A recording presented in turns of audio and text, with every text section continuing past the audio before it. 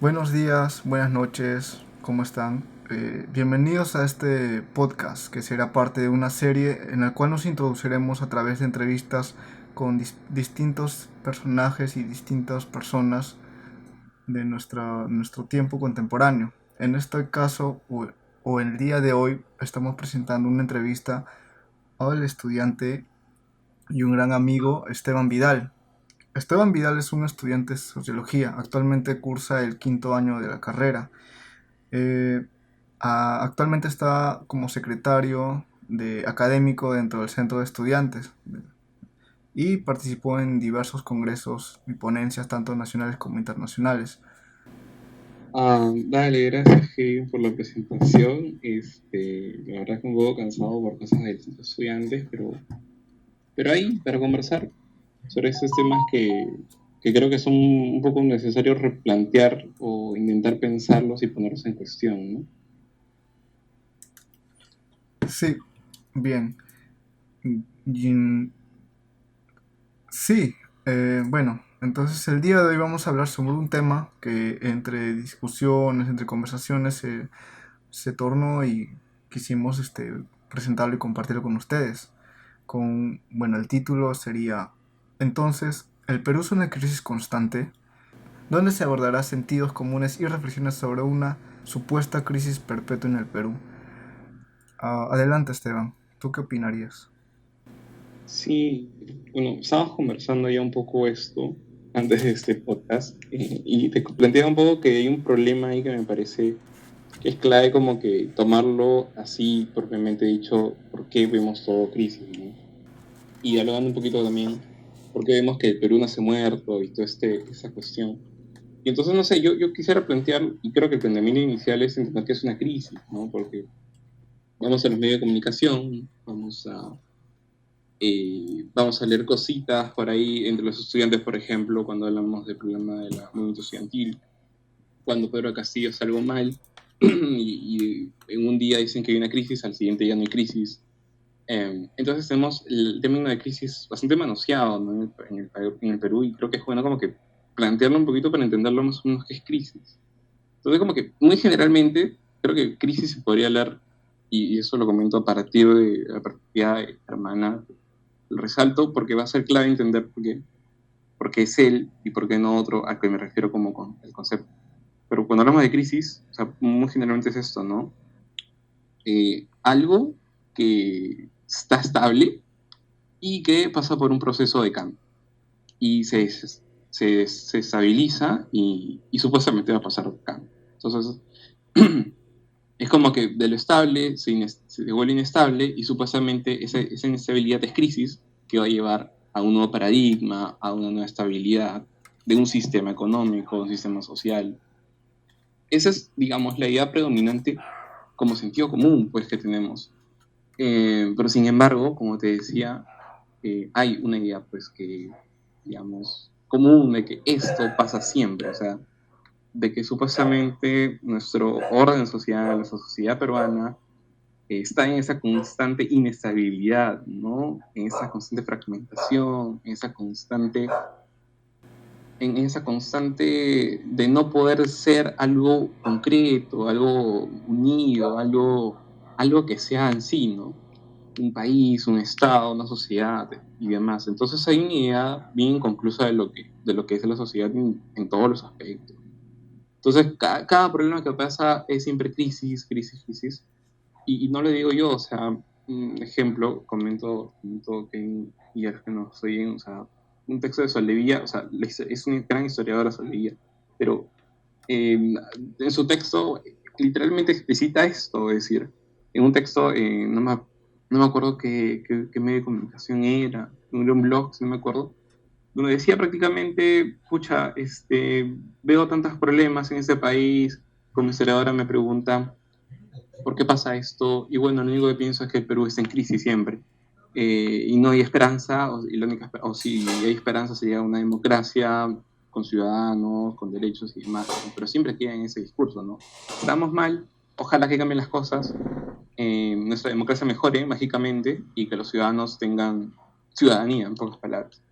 Entonces, eso se replica también en Lynch, también en blog, o sea, y si vamos a muchos científicos sociales hablando de esto, de historiadores hasta sociólogos, muchas veces hace referencia a esa cuestión de la crisis, pues, ¿no? Entonces, yo creo que tenemos un problema ahí, que es como un sentido común, y yo digo problema en el sentido de, y imagínense, deberían provocarnos una duda. ¿Por qué motivo los sociólogos, muchos, no sé si antropólogos ahí no podría decir historiadores, terminan diciendo, o sea, con mucha seguridad que estamos en una crisis perpetua, ¿no? O sea, históricamente.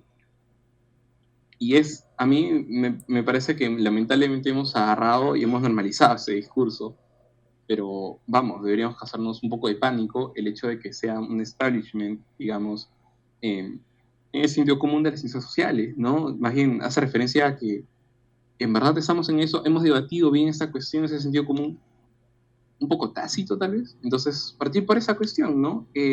¿Cómo entendemos la crisis?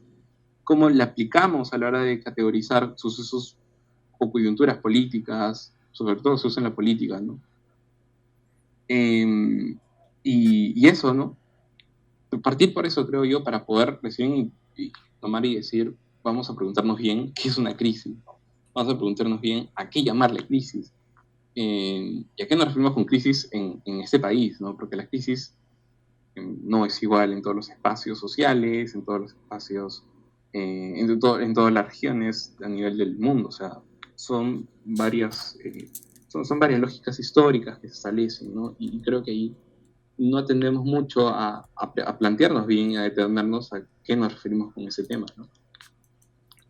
Sí, bien, es cierto, el término crisis ha sido muy manipulado y de hecho ha sido usado, yo considero como un método, un tipo de término para mostrar o dar una realidad concreta y decir así es esto y pues como se mencionó, el Perú así nació en crisis o como decir, nació muerto prácticamente, o sea, la misma idea de percibir o autopercibirnos en una crisis constante en este país, yo creo que ya se empieza mal desde esa idea. Y bueno, distintos autores lo han planteado y han planteado la crisis a su modo y a su forma de entender y comprender esta.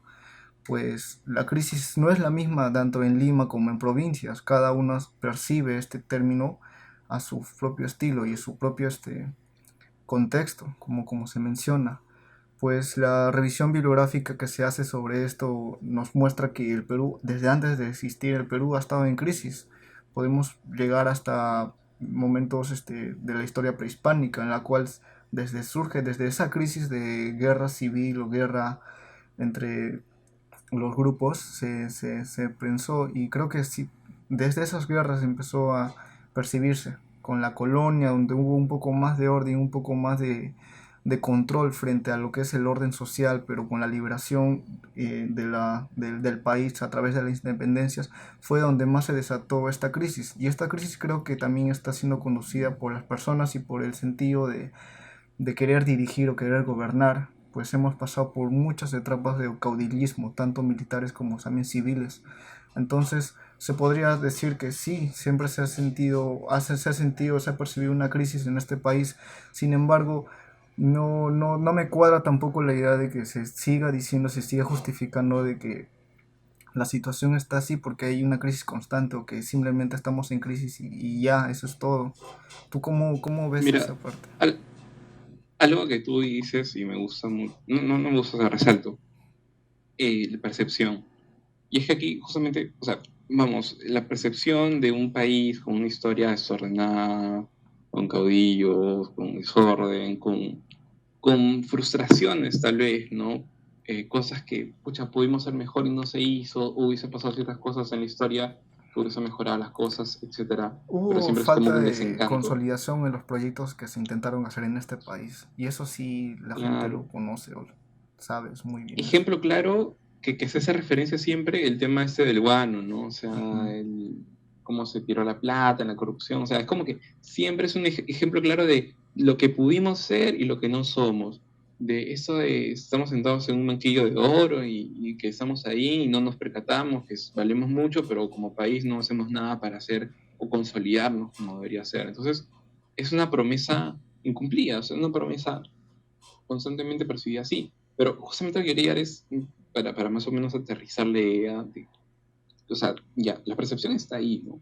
Pero la percepción no se construye a sí misma, o sea, lo que quería llegar es que se cristaliza. Para mí, más o menos ya comento desde mi persona, mi opinión, tal vez conversar con otras ideas, se cristaliza esta subjetividad, es decir, en las redes sociales vemos temas en sí intersubjetivos. O sea, un ejemplo para los que no me entienden mucho esa idea, es la clase social, ¿no? La clase social, o sea, es objetiva en el sentido de que hay una jerarquía intrínseca en la idea que tenemos como sociedad. Hay alguien de arriba que tiene más plata, hay alguien de abajo que no tiene plata, y eso reproduce ciertas desigualdades. Ok, eso lo sabemos todos, desde el que está arriba hasta abajo. Hay una idea mínima de que alguien gana más plata y otro que no lo tiene, y que eso lleva a un conjunto de prácticas, ¿no? El pobre es de tal forma, el rico, el pituco es así, etcétera.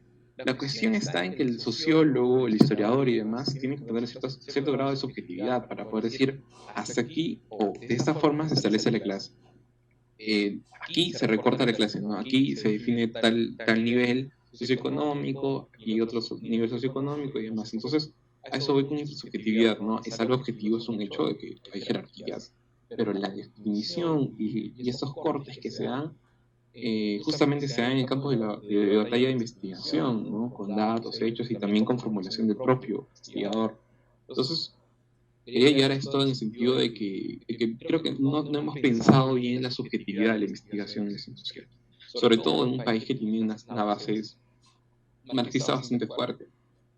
Y no es un fantasma, porque, o sea, el propio Martuchelli lo señala, ¿no? En una de las entrevistas me gustó mucho que señale ese tema, ¿no? Como el marxismo se tiene mucho. Y acá, probablemente en Latinoamérica sí, pero vamos en el caso peruano para no irnos tan lejos. Y lo que quiero llegar es a eso, es justamente que la subjetividad constituye justamente un relato. Es decir, tú lees Clase Estado-Nación de Kotler, y claro, te muestra hechos históricos, de todas maneras. Pero la forma en cómo está escrito, la narración, el tufillo, es justamente desalentador. Es como que, ¿entiendes? Como que una línea o sea, directa, que viene de la raíz, ¿no? Entonces, está justamente esos elementos que constituyen también parte de las ciencias sociales, parte de esta percepción de la realidad, parte de la percepción de los hechos sociales, de los hechos históricos. Por ejemplo, el término que usa Basare, de Ferro del Guano, también, o sea, esa percepción que también incluye interpretación de los hechos, también constituye una forma de pensar, ¿no? Lo que pudimos ser y lo que no somos, nuevamente. Ahí estamos cristalizando justamente ese sentido común de las ciencias sociales. Y yo creo que partir por eso primero, ¿no? Es decir, de que desde las ciencias sociales también emitimos una subjetividad.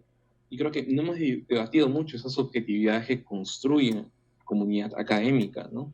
Más allá de sus heterogeneidades, más allá de sus debates, sus jerarquías, de quienes tienen más dominio de este discurso científico académico. Pero voy a que hay que evaluar un poco nuevamente la subjetividad de o sea, la subjetividad a la hora de hacer la investigación, ¿no? Eh, Replantear eso que parece obvio, pero que en verdad a la hora de hacer un trabajo metodológico, investigativo y demás, a veces no parece, no se discute de manera explícita. Y la verdad me parece a mí que es clave un poco, o sea, eso es un ejemplo para mí claro de cosas que no discutimos mucho, que no se tocan mucho, pero que son necesarias tocarlas, al menos en la formación, ¿no? Sí, de hecho, bueno, lo que menciona sobre las clases sociales en el Perú es un tema que no tiene un consenso y que cada autor o cada corriente lo ha definido de alguna manera. Y yo quiero llegar a ese tema de que algunos piensan o pretenden dar a entender que las clases sociales son las que generan la crisis en el constante en el Perú, pero en la historia nos hemos dado cuenta que son principalmente los actores los que han generado este tipo de crisis. Y en los últimos años todos vimos cómo los actores de derecha, principalmente uno al gobierno y otro queriendo derrocarlo, fueron los que desataron una ola constante de gobiernos, pues que llegaron hasta durar solo 2 o 3 días. Entonces, ¿cómo se puede entender o cómo podemos entender esta idea de crisis más allá de tratar comprender o clasificar a la sociedad en clases sociales, pues las clases sociales de alguna manera están determinadas por, como tú mencionas, pues por facultades tanto económicas, sociales, hábitos que cada individuo se maneja, pero entonces la dirección de este país o el rumbo que toma, también las decisiones son son personales o son subjetivas, que individuos de determinados grupos lo toman. Entonces, ¿cómo se puede, cómo podemos tratar de este paisaje nublado, tratar de despejar y tratar de comprender y entender un poco más sobre esta crisis eterna que, viéndolo del lado optimismo, no tendríamos más adelante que pensar que sea eterna, sino tratar de que se despeje y que cada vez haya un poco más de claridad y un poco más de luz de esperanza frente a esta idea? ¿Cómo lo ves? Sí, hay justamente esto que tú dices, hay dos cosas, retomando la idea de clase, voy a transformarlo en otra cuestión, que es, o sea, si vamos a remitirnos al tema de clase como concepto, el concepto viene de todo un corpus teórico, pues, y no solamente clase, sino en verdad varios conceptos, varios marcos con los cuales entendemos la sociedad peruana, son obviamente eurocéntricos y todo eso, y prácticamente modernos, o sea, la sociología estudia la modernidad prácticamente. Claro, no se reduce a eso, no está para eso, pero digamos, se ha construido casi históricamente bajo esa noción, bajo la comprensión de qué pasa en la modernidad y sus problemas. Yo lo quería y con eso, y nuevamente me meto Martuchelli porque me ha gustado mucho cómo él ha tratado el tema, y creo que probablemente sea de los únicos que problematiza indirectamente, o sea, porque el tipo no, comento brevemente, el tipo no se mete en un rollo, digamos, En la polémica. voy a ser de, claro, voy a ser de, claro, no voy a ser de colonial o postcolonial, no, él agarra y toma una postura crítica, pero que permite soslayarse esos posicionamientos que también son intrínsecamente políticos, ¿no? Obviamente no digo que sea objetivo puramente, pero al menos no cierra la pregunta con una contraposición, sino con una crítica. Entonces, en relación al tema de la modernidad, para volver a la cuestión, es justamente que si tenemos marcos, para simplificar, ¿no? Tenemos marcos teóricos para entender la sociedad peruana, que son muy modernos, o sea, en sí, y si no somos tan, o sea, si no tenemos mucha investigación, creo yo, para poder construir un corpus teórico propiamente que permita entender lo que pasa, tenemos justamente ese tufillo, ¿no? Ese relato de que, y no es casualidad, de que justamente los países no modernos como nuestros, o sea, leídos con categorías modernas, justamente se ven con esta noción de retraso, de informalidad, de subdesarrollo. Simplemente un fracaso, o sea, somos unos países fracasados porque no entramos en esas categorías. O sea, lo digo simplificando. Obviamente hay muchas cuestiones aquí para debatir, o sea, para detallar en relación a lo que es la teoría social, ciencia social en sí, con fondo o trasfondo eurocéntrico, y cómo llegar acá. O sea, no digo aquí crear nuestro propio ciencia social. O sea, hay muchos conceptos que son hasta medio universales, por así decirlo, en la teoría sociológica y demás, pero voy al hecho de que, o sea, hay mucho pan que regalar en ese sentido. Pero si vamos de lleno, nuevamente el tufillo de la teoría social en sí permite como que esa cuestión. Y por otro lado, como lo comenté, nuevamente remitiéndome a clase social, justamente esa cuestión, el marxismo sienta muchas las bases de la ciencia social peruana. No es casualidad de que justamente esa lectura de que, por ejemplo, Perú, la independencia que sea, no, como que no debió darse porque era concedida, entonces como que en el Perú no la luchó para ser independiente, que no es casualidad que venga de Bonilla, quien es marxista, y también de Kotler, o sea, toda una lectura marxista fuerte se da en los 70, los 80, que justamente centraliza y es como que una base de una tradición teórica que se construyó, que a partir de eso se vino bastante lo demás. ¿Ah? Claro que se ha hecho críticas y todo, pero se queda arraigado todavía ese relato, sobre todo se ha cristalizado ese relato y no se ha podido desarraigar todavía. Es una cuestión importante anotar. No digo que el marxismo sea malo, o sea, teóricamente hablando, el tema académico puede discutirse, ¿verdad? Y eso, así como otras perspectivas, es una perspectiva más. Pero voy al hecho de que en la práctica ha generado, pues, o sea, ha permitido cristalizar esta percepción De clases. que no, bueno, no ayuda, pues, no ayuda, digamos, a salir del laberinto o crear una forma de entender los problemas. Yo creo que suma Entonces, yo, una cuestión más es el tema del marxismo dentro de la crisis o el término. Porque sí, ese metarrelato todavía tiene un poco como tú mismo dices, ha dejado muchas secuelas y las secuelas todavía se pueden percibir. El último de los temas se puede decir con la victoria del partido de izquierda, o bueno, el acceso a la presidencia de un postulante de izquierda, permitió pues que el metarrelato sobre las teorías de clase que tienen principalmente los intelectuales marxistas haya revivido, pero haya revivido de una manera que no cuaja con la realidad. O sea, es como que se ha construido, yo considero que se ha construido una realidad anacrónica, puesto que ese planteamiento, ese marco teórico prevalecía en los 70 80 y también vimos también el lado mucho más crudos de esa búsqueda del poder en alguna medida, ¿no? Que no todos los intelectuales lo buscan, sino lo analizan, pero algunos que como sabemos con la historia han intentado buscar el poder a través de la construcción de un marco o la construcción misma de toda una idea de interpretación de la realidad. Entonces, no, ¿tú creerías que alejarnos de eso permitiría un poco más esta limpieza o esta claridad frente a entender y comprender esas etapas de la historia y como etapas tomarlas pues como referencia o cómo lo percibes o cómo lo ves? hay un problema ahí también, o sea, con las palabras. O sea, si bien digo que estamos creando un laberinto con el término crisis a cada rato, también creer de que vamos a encontrar la luz o estamos en la noche, o sea, la oscuridad, no me parece porque podríamos crear bien un concepto y puede ser lo más claro posible, pero eso no implica que sea real. Entonces, la claridad no creo que es una cuestión ahí, sino lo que pienso ahí, más o menos lo que me comentas, y el tema del marxismo como, digamos, las bases que se han dado aquí en las ciencias sociales, o sea, vamos, en Latinoamérica había una fuerte influencia del marxismo en las Ujú. bases de las En los ciencias 60 sociales, setenta no es sí. casualidad que en varias universidades a lo largo de los países también se compartan Incluso ciertas San Marcos ideas, tuvo ciertas nociones. su marxismo fuerte y duro.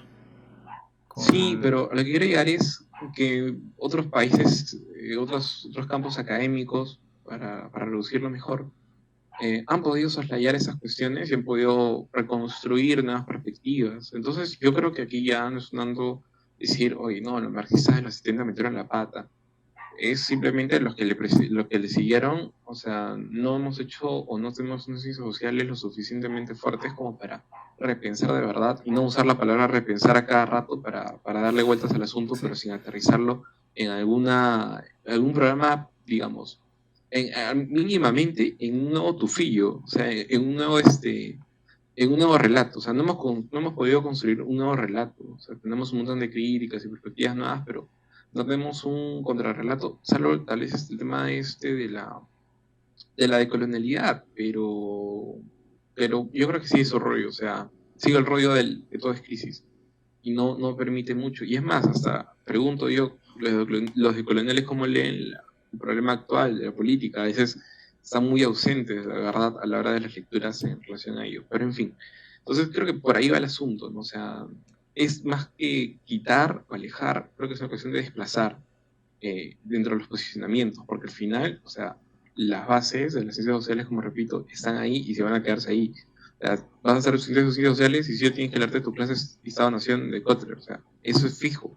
Pero la para cuestión los es, que le ¿con gusta las qué ciencias ojos sociales, vas a leerlo? Pues? O obligatorio sea, eso. con qué perspectiva crítica vas a leerlo? Y esa es la cuestión, ¿no? Que no hemos construido esas perspectivas críticas en relación a lo que tenemos, en ese relato que hemos construido.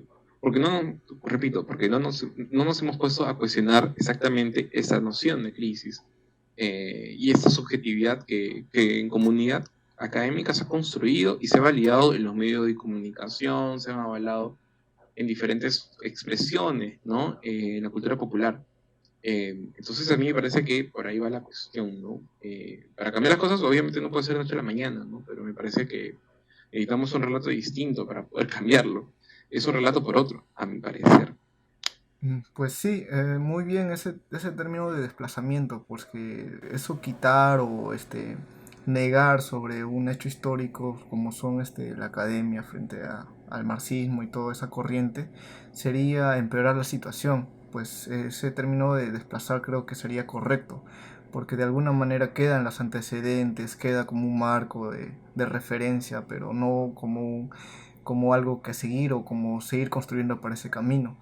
Y bien, también creo que la crítica se da al hecho de que la participación de los investigadores, de los principales historiadores, sociólogos y otras personas que se abocan a las ciencias sociales es su casi nula participación dentro del aspecto político, no en el sentido de actor político, sino que una revisión constante, una crítica constante, pero actualizada, yo considero, o sea, más que todo apegada a los cambios contemporáneos, a las nuevas dinámicas que se están desarrollando, que tal vez también deba ser por su formación ya un poco sólida de unos tiempos distintos, los que no les permita eso. Pero creo que ahí estaría la tarea de nuestra generación, la generación anterior, la que se ponga esa mochila y ese trabajo de, como tú mismo dices, construir estas nuevas bases de interpretación. Y bueno, para cerrar esta interesante conversación, te quisiera preguntar, ¿qué recomendarías a aquellas personas que les está interesando, que se interesa este tipo de temas o que se están introduciendo dentro del campo de las ciencias sociales? Y bueno, a los jóvenes que nos estén escuchando, a los que nos van a escuchar, ¿qué recomendaciones les darías frente a estos temas?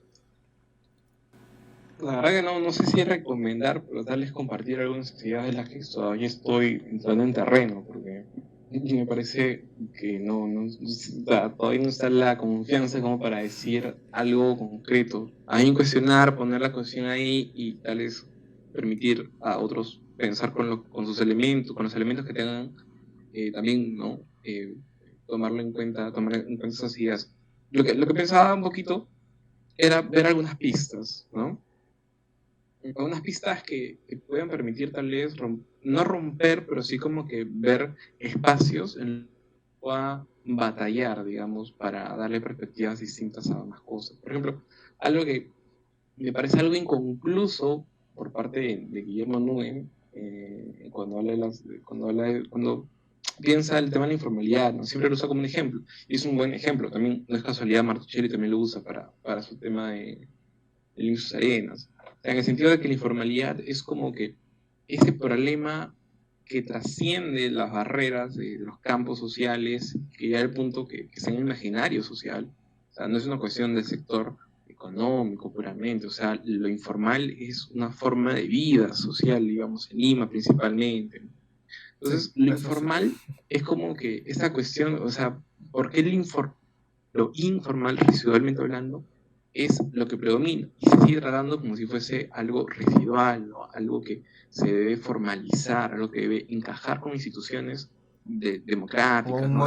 a un De las molde, sociedades una forma de modernas. comprender la economía. Exacto. Sí. Entonces, justamente no es casualidad, repito, que Nuden, Martuchelli vean un poquito esto y me gusta de que qué podemos hacer con ese tema de informalidad y puede ser un espacio para batallar un poco las perspectivas o las categorías con las cuales se toma, ¿no? Se toma el tema de la informalidad. Eso por un lado.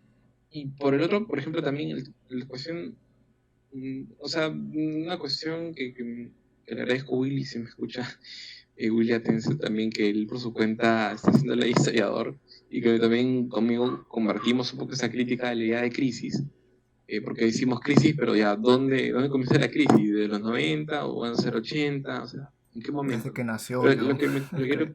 lo que quiero comentar, claro, lo que quiero comentar de Willy es que él también, por ejemplo, cuando ve temas históricos, se remite también a otras fuentes, por ejemplo, una cuestión más que nada el tema del el Estado español, el Estado francés, y cómo se construyen y qué herencias pueden tener en las prácticas gubernamentales en relación a estas y cómo se heredan. O sea, que España sean justamente las que ven acá a Latinoamérica, todo ese rollo, y que el Estado francés, el Estado alemán, el Estado español tienen también sus propias formas modernas de que se han construido Ajá, sus modelos y de a sistema. veces no se ha encajado, o sea, nuevamente, molde, ¿no? En el caso acá peruano, en el caso latinoamericano, como que se ha ajustado, se ha hecho encajar a la idea de Estado y eso lo hace ver él muy bien, o sea, De yo república, diría todavía yo. estoy, Sí, ajá, hay un tema yo todavía muy estoy, amplio. sí, Hay un tema muy amplio sobre el sistema republicano, el cual es un modelo importado desde Francia. Pues se percibe o hay una idea de que la república ha sido un modelo puesto en francés y aceptado, pero sin embargo, aquellos que puedan revisar la bibliografía van a ver que instalar la república ha sido una de las revoluciones mucho más violentas que había. Ha corrido demasiada sangre, se podría decir. Entonces, ha sido metido a la fuerza y bueno, ha sido aceptado por el consenso mismo de la forma en cómo se introdujo. Y yo también repienso esto sobre las ideas de las repúblicas, tanto en nuestros países en Latinoamérica, y sobre cómo el colapso de esta idea republicana ha tenido sus consecuencias en estallidos sociales, no tan violentos, sino de percepción y de autodeterminación en países como Bolivia y Chile, donde ahorita se están en Bolivia se autodeterminaron como un estado plurinacional y bueno, Chile con el estallido del 2019 le está siguiendo el modelo. Entonces creo que siempre esta idea de importar modelos, conceptos, ideas, siempre ha sido un poco que no ha cuajado. Y con lo que tú mencionas sobre la sí. informalidad y de tratar de formalizarlo a la idea que se tiene sobre la economía, siempre han sido problemas a tratar y que se está investigando. Y que creo que es un Sí, campo sí, también muy sí. interesante a explorar. Claro, o sea, la cuestión es, o sea, con esto no es decir aquí está la solución, sino decir aquí hay como que esos márgenes en donde las cosas no encajan demasiado, o sea, pueden encajar otros temas, ¿no? No sé, tema de seguridad, yo qué sé, tantos temas que parecen encajar con estas ideas normativas, esos marcos de entendimiento más o menos modernos de los problemas de las sociedades. Esas cuestiones te permiten ver de que hay cosas que no encajan ni apretando, o sea, ni cortando, o sea, no encajan ni encajan. Entonces ahí son como que señales un poco o síntomas de entender eh, que no podemos estar en ese plan, ¿no? O sea, hay una necesidad clave y bueno, por mi parte yo sí soy muy tajante en ese sentido.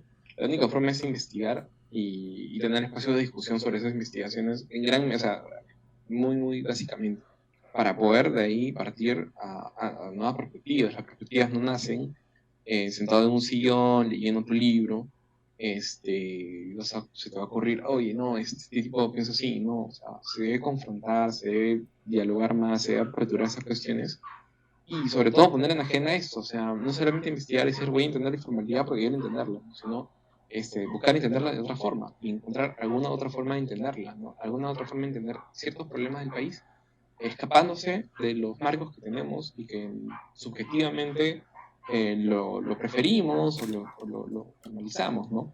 Y por último, más o menos ya para no extenderme, decirle a la gente que cada vez que haya en crisis, piénselo bien, ¿no? O sea, piénselo bien cuando hablemos de crisis, ya, pero ¿en qué momento hubo un momento estable? ¿Ya? ¿En qué momento ese sistema supuestamente sí ha tenido cierta estabilidad como sistema, ¿no? Como sistema partidario, como sistema político, como movimiento social, movimiento estudiantil, por ejemplo, como universidad, o sea, tantas cosas que lamentablemente porque se reduce demasiado, se le llama crisis, pero hay muchos matices, muchas cuestiones que se dejan de lado solamente para decir que algo está mal.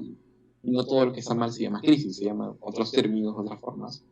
Y creo que si empezamos a llamarlos otras cosas, de otra forma, verlos de otra forma, creo que podríamos por ahí pensar alguna forma distinta de solucionarla también, ¿no? O sea, pregunta también hay parte de la respuesta. Y creo que eso, ¿no? Creo que también hay que ser críticos con eso que parece obvio, pero hay que hacerlo o seguimos en el laberinto, ¿no? En todos sus sentidos. Pues sí, bueno, como mencionas, sí, tenemos que empezar a evitar usar tanto el término crisis porque, como tú mencionas, introduce a un sentido psicosocial o la gente mismo lo percibe que todo es crisis, crisis, crisis, entonces no permite, entonces la claridad necesaria para ver que no todo es crisis, pues. Entonces, con eso cerraríamos el día de hoy y bueno, sin evitar invitar al siguiente podcast que ya está separado y que tocaremos otros temas, una continuación de bueno, para evitar que se alargue. Y bueno, sin más que agregar, creo que nos vamos despidiendo. Espero que hayan disfrutado, espero que hayan llegado hasta acá. Y bueno, saludo a todos los que van a escuchar. Y no se olviden de pedir o si desean que se toquen algunos temas. Estaremos dispuestos a discutirlo y a compartirlo con ustedes. Muchas gracias por aceptar la invitación, Esteban. Y bueno, espero que tengas una buena noche y buena, buena noche a todos. Gracias, Kevin, también. Y sí, buenas noches y que tengan un buen día. No sé qué hora Buen escuchen. día a la hora que Ay, estén muchas escuchando. gracias por escucharnos. Ajá. Y nos vemos en el siguiente podcast. Gracias.